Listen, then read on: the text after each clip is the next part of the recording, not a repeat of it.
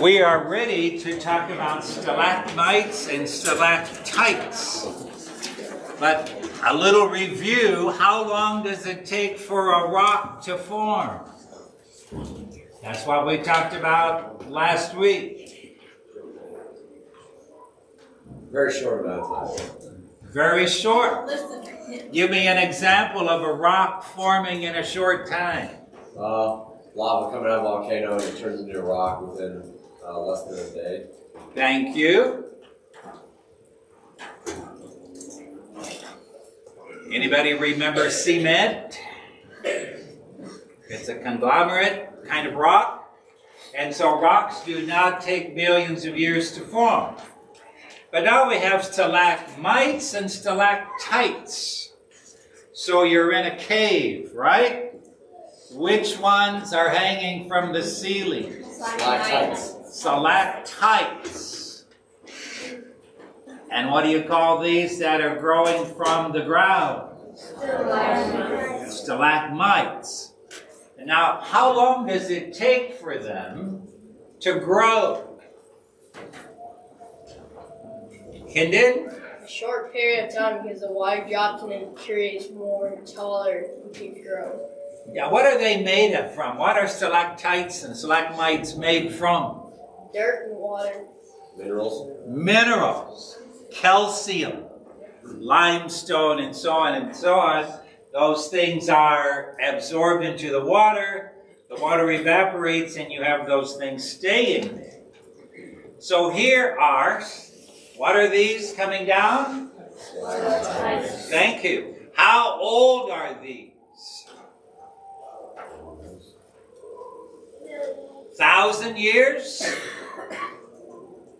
You can't tell by looking at it. You're right. But they're going to give you the idea, well, these things are very, very old. What's going to determine how quickly a stalactite grows? How much water is condensating on the ceiling of the cave? That's right. How much water is there? And how diluted is the water with your minerals? Those are the two things. Just going to show you some beautiful pictures here, I believe. Stalactites form when water containing dissolved calcium bicarbonate from limestone rock drips from the ceiling of a cave. So, that is it. As the water comes into contact with the air, some of the calcium bicarbonate precipitates. That means solidifies back into limestone to form a tiny ring. It depends on the amount of water that is dripping and its calcium concentration. Those are not uniform. They vary from one part of a cave to another. So, this is God's creation. These are really beautiful, and if you've been into a cave, you know we light them up and really display the beauty of them. But these are not very old. They're going to tell you they're old, but they're going to show you some very interesting things. I'm not sure this is very clear. Can you see stalactites here? Can you see them? All right. So, they had to form after this bridge was created. Correct? Here's another photo. Now, you've got, somebody broke these off. They're going to grow back on if they keep dripping. But these form rather quickly. And they get long if nobody comes along and breaks them off. In October, well, just take a look at this. Do you recognize anything in here? Anybody may speak. What do you see? See the beak of a bird. Yeah. called a bat. See that? Carlsbad Cavern has a lot of bats. October 8th, 1953, National Geographic published a photo of a bat that had fallen on a stalagmite. So he died and falls on that stalagmite in Carlsbad Caverns and had been cemented onto it. The stalagmite had grown so fast it was able to preserve the bat before the creature had time to decompose. Now, a cave is cool, right? It's like your refrigerator. So this bat is not going to deteriorate as quickly as it would be outside. But for this bat to not decompose and be covered by the stalagmite, thank you, you have to confess this happens quickly. That's a bat. We've had that picture already, right? And so, on that basis, we are assuming that these stalagmites, stalactites, are not thousands of years old. They are quite young. Number 8 is the question is, what is uniformitarianism? Aaron. The Earth changes at the same rate. Thank you. It's a very important concept. Uniformitarianism is that the rate of erosion, the rate of deposition, where we have sediments being deposited, is uniform. It has always been going on at this rate ever since time began. Are there any uniformitarians sitting here? Why not? The Dust Bowl. Say that again? The Dust Bowl. Thank you. The Dust Bowl really changed the surface of the earth in the Great Plains, Texas, and so on. Thank you. Any other historical events? The flood. Noah's flood drastically changed the surface of the earth in 40 days and 40 nights. I think we mentioned that before, and I think, John, you brought it up with us too. Uniformitarianism is beginning to lose its popularity in the secular world because it cannot be held to what we've experienced. It's the slow geological processes of erosion and deposition we see happening today correspond to the way they have always been happening. That is a theory of evolution, that what you see today has always been. There have been no catastrophic events in the past which would help us understand the present. See, they deny the flood. They say there was never a flood. That's just a story that was created. Even though almost every culture has a flood story in its history, they're just saying that never happened. And so uniformitarians, they're going to say the Colorado River has been flowing at this rate for millions of years to remove all of this rock and sand, and so that the Grand Canyon is one of the sacred places that the evolutionists point to and say, well, look, this would take millions of years. Yes. So I have to ask why they follow uniformitarianism when their backstory of like how life began with the Big Bang and how evolution kind of happened. They can't really say that the Earth has always been changing at the same rate because they've had all these things that either had to be super catastrophic or were exactly the same for a really long time. but they had the major catastrophes. You know, I really appreciate you. I really learned a lot from you and inspired by you. Really, and that's the joy of this class.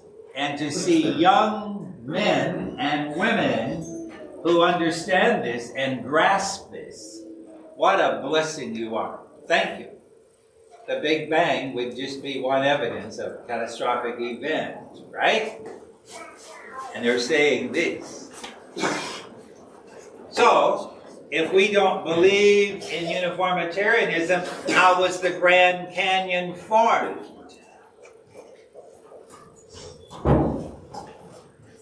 You adults, you're just giving into these kids all the time here. How was it formed? By the flood.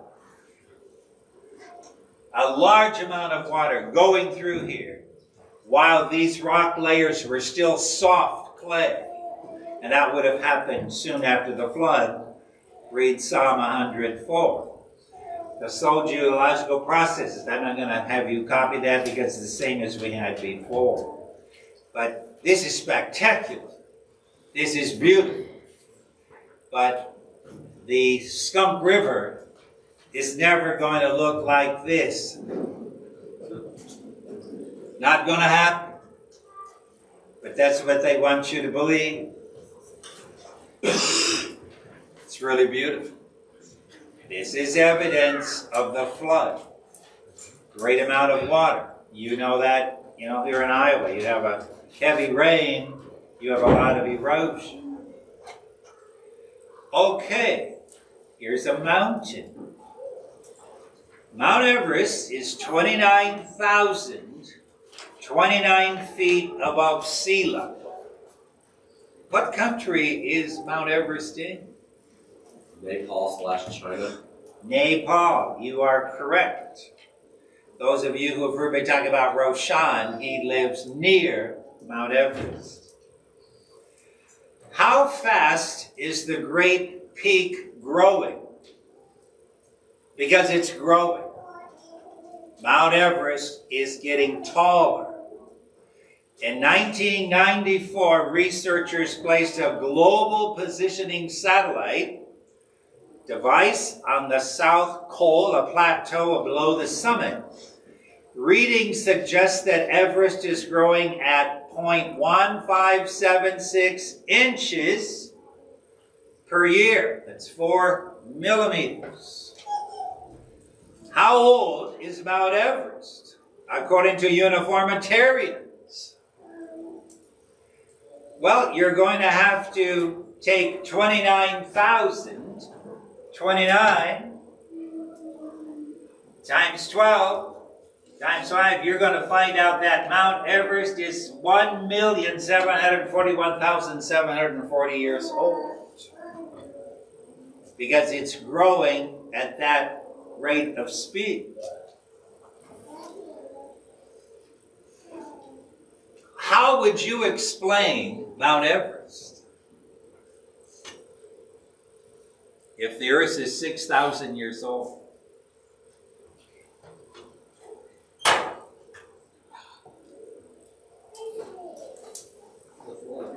Yeah, the flood when everything, the plates crashed together. The plates, tectonic plates. That's what you have here. We believe that what is today India was once a part of Africa. The land is similar. At some time, that broke off and moved up against the Eurasian plate, which you have here, and so you have these two plates coming together. You just take your hands like this, kids, all right? Push. What happens? They're going to go up like that. When would these plates have been moving rapidly? Yes, during the flood. You have the mountains appearing that's in Genesis. And the mountains appeared. That means they came up. There was no Mount Everest prior to the flood. Mount Everest was not covered by the flood. There were mountains before the flood, but Mount Everest would not have been one of them. And so when God, at the time of the flood, you have the fountains of the deep opening, and you have these land masses moving. They're moving at a speed, and they're going to be making mountain ranges. That's what happens. Now here in the United States, you got the Rocky Mountains. They're relatively new mountains. There are plates coming together there. You get to the Appalachian Mountains, they're older mountains. They have been worn down. It's possible that they could have been there prior to the flood. That's very possible. But mountains like Mount Everest are relatively new mountains. All right, that really finishes that section. I wanted to get that finished last week, but I did not. And if you have a question, I will try to answer it. And I have the new material on fossils this evening. So you kids would like to pass these out, right? Huh? No problem? Yeah, you do that. Yes, Kendi. In the Appalachian Mountains, they found this 2-ton boulder. Like, it was like perfectly round up there. They don't know how it got up there. Wow, I didn't know about that. So, you know, we just know. We can't explain everything. But we know what we see today is a completely different world than what Noah experienced. Yes, sir. I was just wondering, I mean, the Bible doesn't give an exact number of how high the waters went above the mountains, but so it would have been higher than like what Mount Everest is today, because those mountains all have been forming underneath, even though there were shorter mountains before. When we study where all the water came from to flood the earth, we're going to touch on this. But the mountains prior to the flood were not tall like Mount Everest. There were mountains because the mountains were covered. But they would not be, don't ever think Mount Everest was there and there had to be water to cover the whole earth at that height. Does that help you? All right, thank you. I'm going to switch to a different PowerPoint.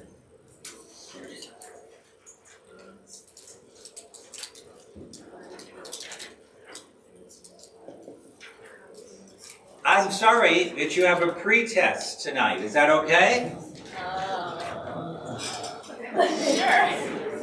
Sure. It's a pre-test. Thank you for passing these all out. You all brought a pencil, right? Yeah. Yeah. Okay. Did you run out? Okay. Well, number one, there are two blanks. You have to fill in the first blank. I just want to know what you know, and you want to know what you know before we start studying. Fossils can tell us something about what the climate of the past was. That's a misprint. Do fossils tell us about the climate in the past? Number two, fossils can help us understand a few things about what life on the earth was like before there were any written records.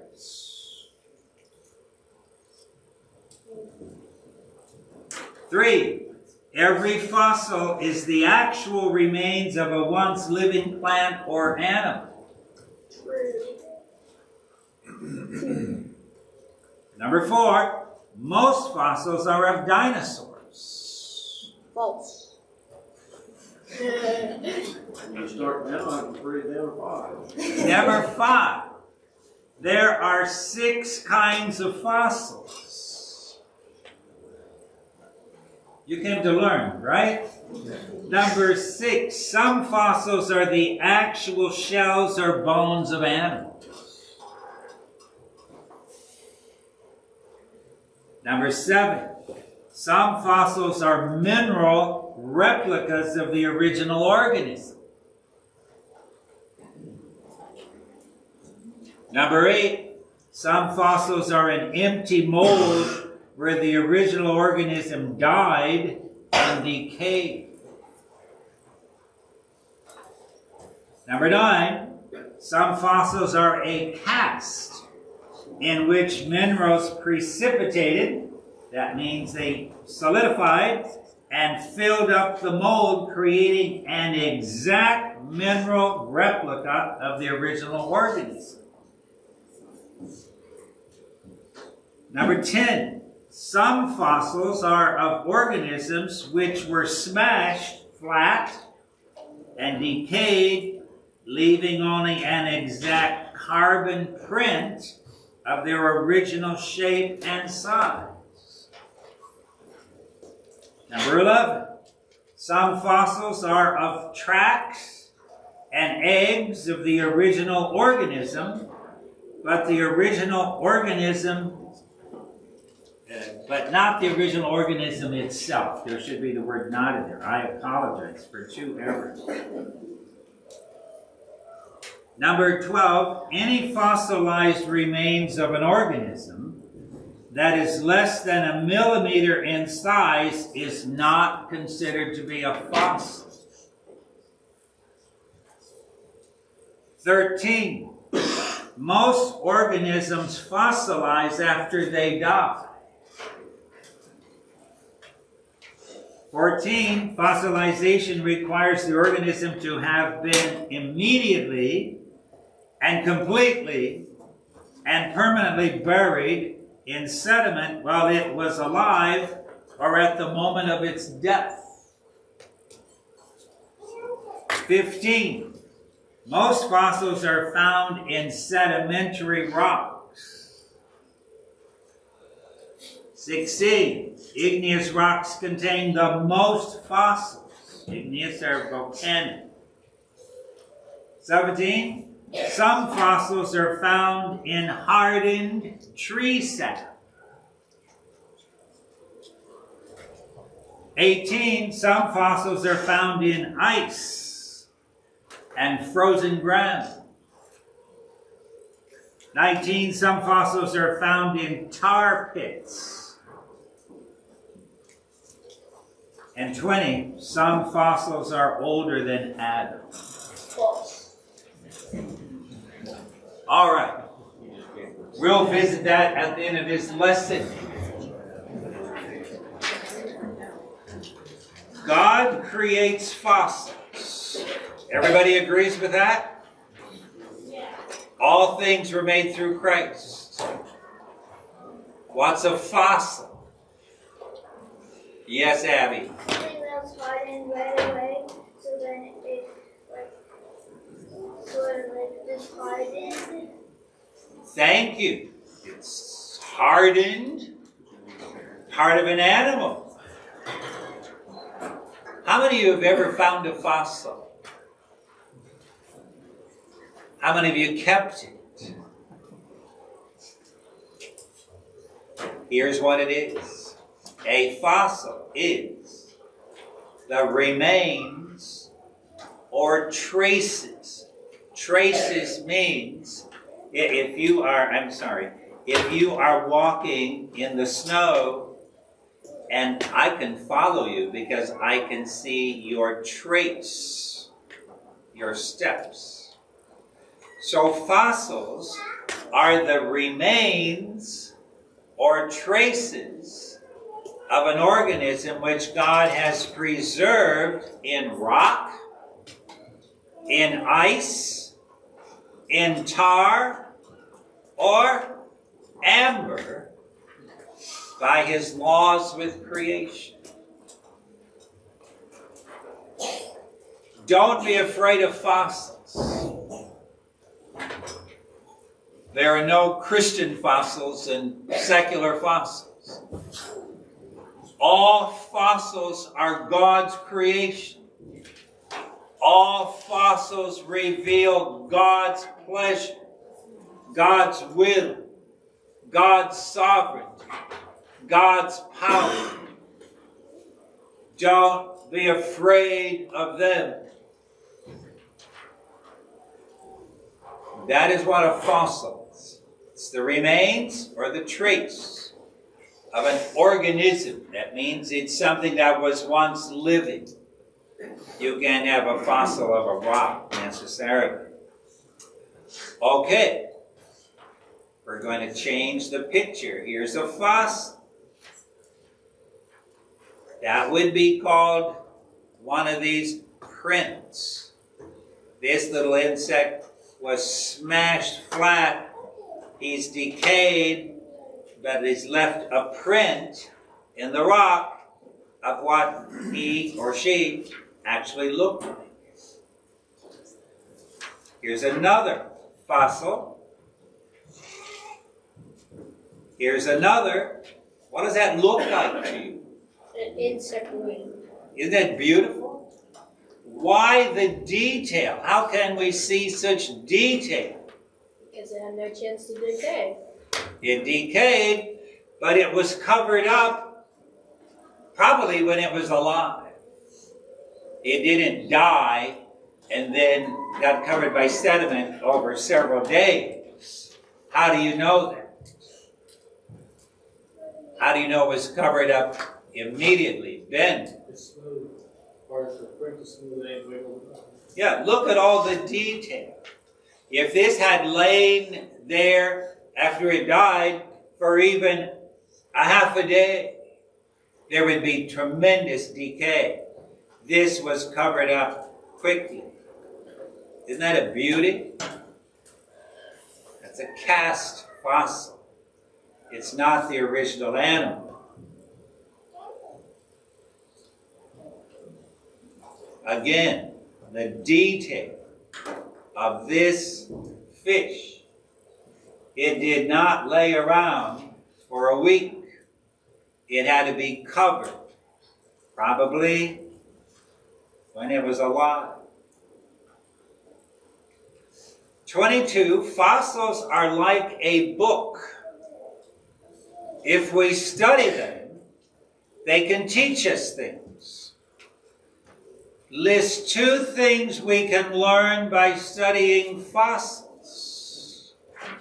When you look at a fossil, by the way, what is this a fossil of? Log. All right, this is petrified wood. Petrified means it is changed into a mineral. One thing we can learn are the climatic conditions of the past. We can see where this animal lived. We can tell what the climate was like because we know these are the conditions that had to be existing for this animal to be alive. We find these, wow, they just lit my mind. Mastodons, is that their name? No. Is it out of Mastodon, right? These elephant-like creatures. They once lived up north. They had grass to eat. We find them with food in their stomach. One of them we found with a buttercup flower in its mouth. And so we know that the climatic conditions in Siberia were a lot different at one time than they are today. Because we can tell that from the fossils. Secondly, we can tell the biological environment of the past. These two are really closely related. Biological environment means plants and animals that were living at the time of this animal.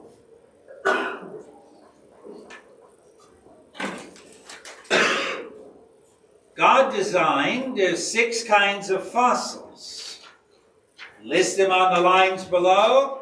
Describe each one. Okay, here we go. Number one, original materials. I'll be showing you pictures of fossils that are the real animal, the real bones, the real shells of real animals. Those are called original materials.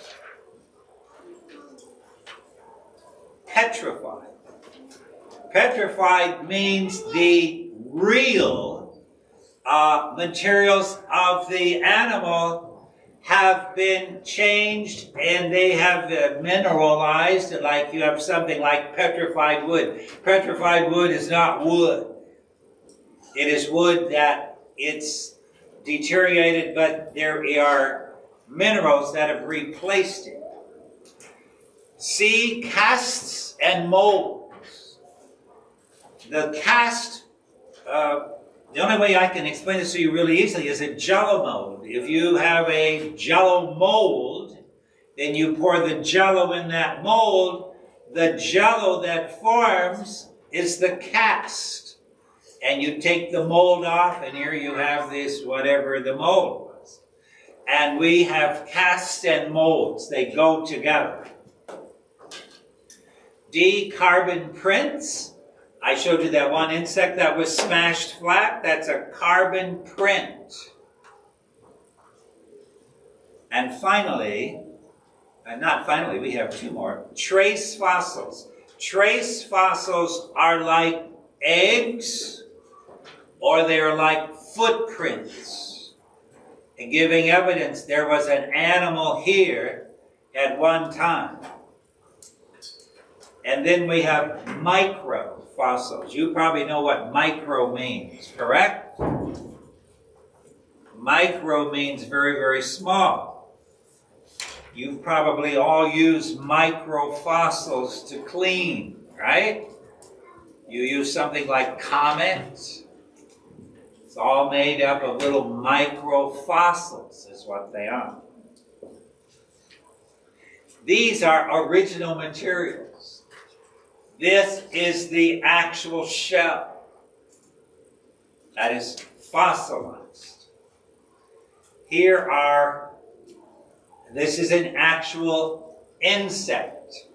This is amber, which is tree sap, a kind of tree sap. That insect was trapped in it. That's the real insect.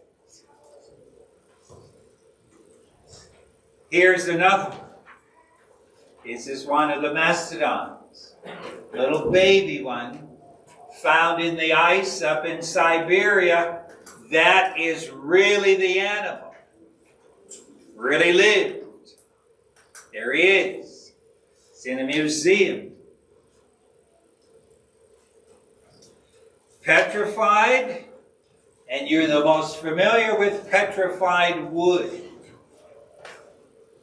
That is mineralized. That's not the wood itself. Here's a petrified starfish. Here is a petrified trilobite. These are rather common, aren't they, John? Yeah. Yeah, you can buy them on the internet, I think. Yeah. And you have here, petrified fossils are formed when minerals replace all or part of an organism. They had to be buried at one time. Today, if you go to the petrified forest, you'll see a lot of these now are exposed. That's because of erosion, but they were formed underground. Here's a petrified fossil of some sea creature. Cute little thing, right? This is petrified wood. And here is a water wheel. And here is a petrified water wheel. So does petrification take a long time? How do you know it doesn't take a long time? Because water wheels have only been invented in the last couple centuries. Correct. Understand that. Fossils do not require an old earth. Fossilization does not take a long time. Here we go. That's another petrified water wheel. Thank you, thank you. Here we have a petrified bone fossil graveyard. We find these, and there are bones of many, many different animals that have been washed and buried together. Many different kinds of bones. How would you explain that? Lily? The flood, where you have the tsunamis and you have these carrying things back and forth, and these animals get torn apart, ripped apart, and you have this graveyard of fossils. That's a real good picture of a graveyard. Fossils. This is a mold. This animal was covered in the flood, and then it decayed, but the mold remains. Here's another mold. Another mold. These are casts. Like I said, if you got a jello mold, you can make the same shape with your jello. These are made by sediment filling up the mold. And here you have a real interesting fossil.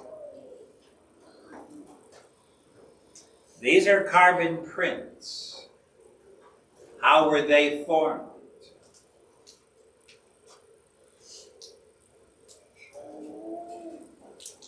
They were covered, and they were so much pressure, they have decayed, but you have a carbon print, just like on this paper I gave you, that's a carbon print, and here you have it as a fossil.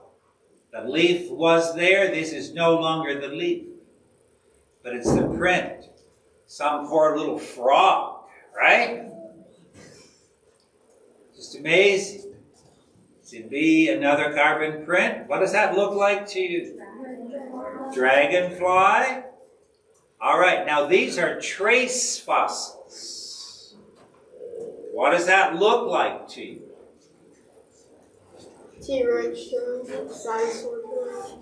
Some dinosaur, maybe, right?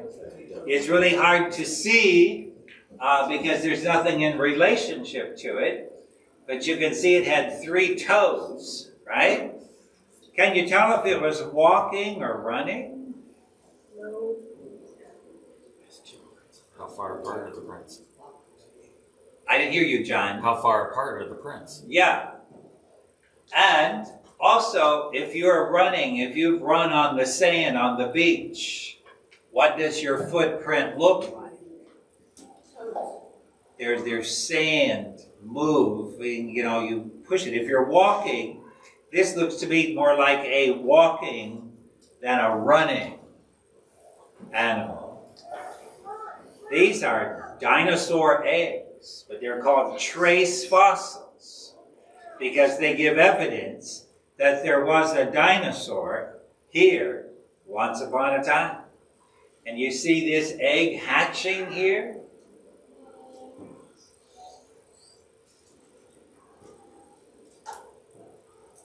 Trace fossils. When it snows one of these days, you'll see a lot of trace. They're not fossils, but they would be the same idea. Microscopic fossils. They are very, very small. They're still fossils, and we use them, like I said, in Comet, other kind of cleaners. Isn't there an ant control thing that you can put around your basement? It's all made up of these kinds of things because ants don't like to walk across these things. These are microscopic fossils. Okay, 24. God has a covenant with fossils.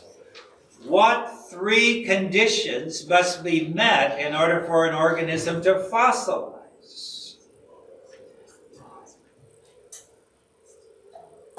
Does every animal fossilize? No.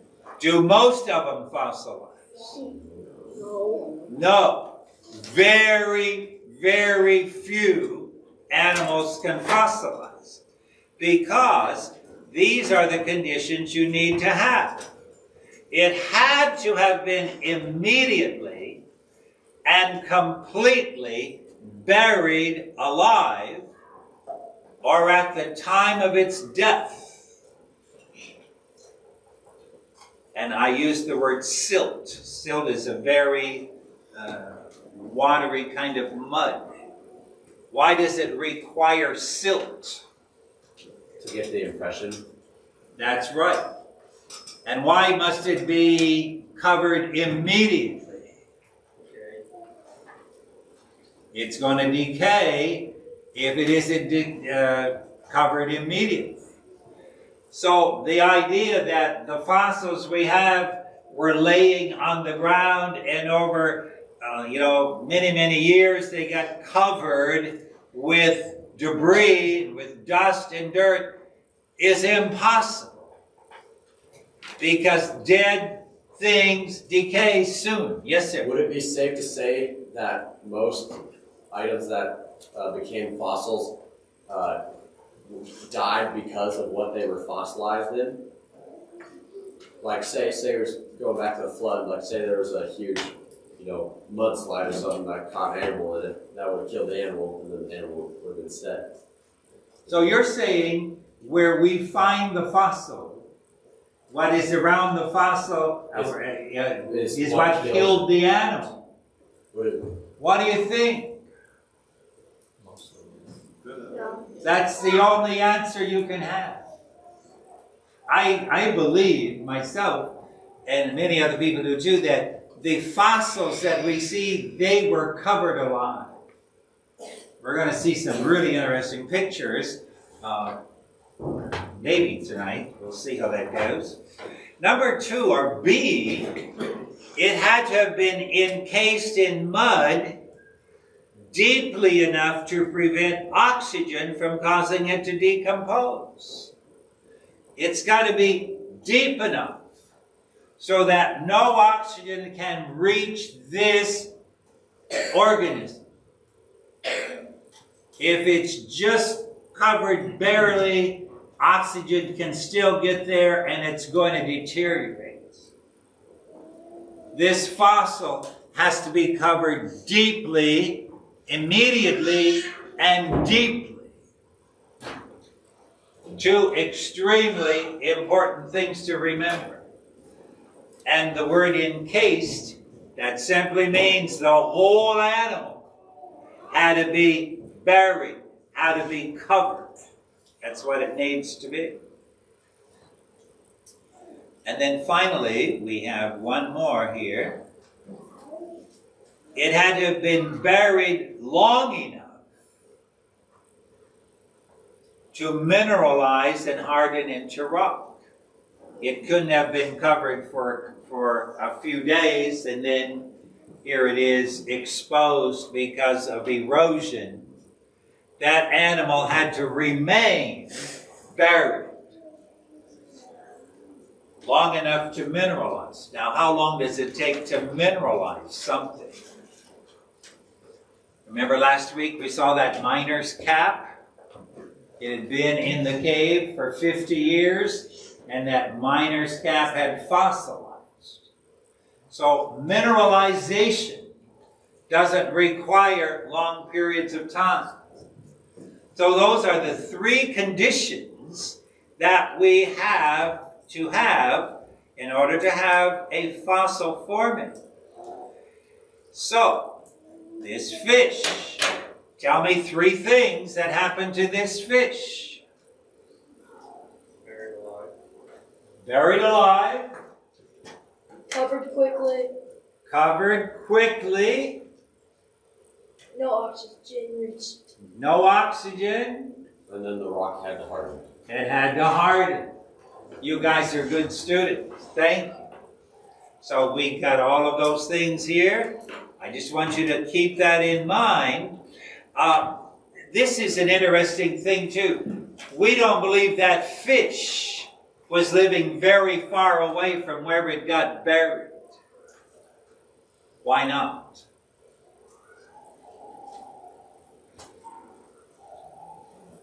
It couldn't live any long distance. That's right. If it's going to be carried in a tsunami, it's going to be moved far, very far, it's going to have its tissue damaged. This fish was living in this area. We believe these fossils, the ones that are detailed, were living in that very area where they were covered. And that's why the Mastodons and so on, we believe they had to be living in Siberia, northern Canada, because that's where they're buried. It had been immediately completely buried alive, you know that. And we have another thing here. It had to be encased in mud, you know that. And over time it was changed into minerals, and the pressure caused this rock to harden. But those are the main things that I believe you've got in your mind very well. By the way, the color of a fossil is determined by the kinds of minerals it has absorbed. And so when you see this fish, why is it this reddish color? Was that fish a reddish fish? No. No. Maybe blood stain? Yeah, it would have had blood. I'm not sure if fish blood is red, but here's what I want you to understand. The reddish color of this fish fossil tells us it contains iron. Remember, a fossil mineralizes. And so iron is a mineral. And so this fish fossil contains iron. Now, can I add one more thing? You add anything, yes. Sure. Right, so the other reason that it needs to be buried completely and deeply is not just the oxygen, but scavengers. Most animals, when they die, they don't just sit there and decay, right? Other insects or other scavengers come along and eat them or other things too. John, thank you for enriching our class. John is saying they have to be completely encased so no oxygen can get to them, but he says also that no predators can come and dig them up and destroy them. And so that it'd be deep enough so that there's no scent that's going to give some predators I smell my dinner here. I'm going to skip this because you already know this. This crayfish has been living there, and we're just going to go on. Thank you. But this is my question. When would these conditions have existed? Lilith, the flood, is the only time that would have happened. How would they have been covered alive? Kendon? Mudslides, water, dirt, dust, and volcano ash. I like your word volcano. The volcanoes. The word flood doesn't mean just water. It means volcanoes, tsunamis, earthquakes, and you have those kinds of things, geysers. And so the only time that this would have happened in the history of the world is at the time of Noah's flood. There's very, very, very little fossilization taking place in the world today. Because, as I'm saying, turbulent waters covering the earth, geysers gushing out boiling hot water. We believe that most people died quite early in the flood because they would have been, we're going to get into that when we talk about the flood next year, but they would have been killed by this boiling hot water. You've got volcanoes spewing out tons of debris. You've got tsunamis sweeping silt and sediment. And you've got earthquakes creating huge landslides. And I think there's one more. Huge tectonic plates colliding and buckling. Remember Mount Everest. So fossils confirm Noah's flood. There's no other way that you can explain fossils. They cannot have happened over thousands of years, slowly being covered by sediment. It is not possible. It is 7 o'clock. Interesting class? Helpful? I just want you to be very comfortable with fossils, because some Christians say, wow, these fossils, what do we do with them? Because we think they are the property of the evolutionists. No, they're not. They really confirm the flood. Thank you, everyone, for your wonderful, faithful attendance. Thank you again for a wonderful lunch, dinner. May God bless you all during the break, and we look forward to seeing you next year, January 9. Let us pray. Our Father, we are so blessed as you reveal through fossils that your word is true, that fossils confirm the flood. These animals that you present to us reveal turbulence, reveal your power to destroy life on earth. We thank you for this class, for all who attend, and may we all enjoy the break, and you bring us back on the 9th of January. We give you praise in Jesus' name. Amen.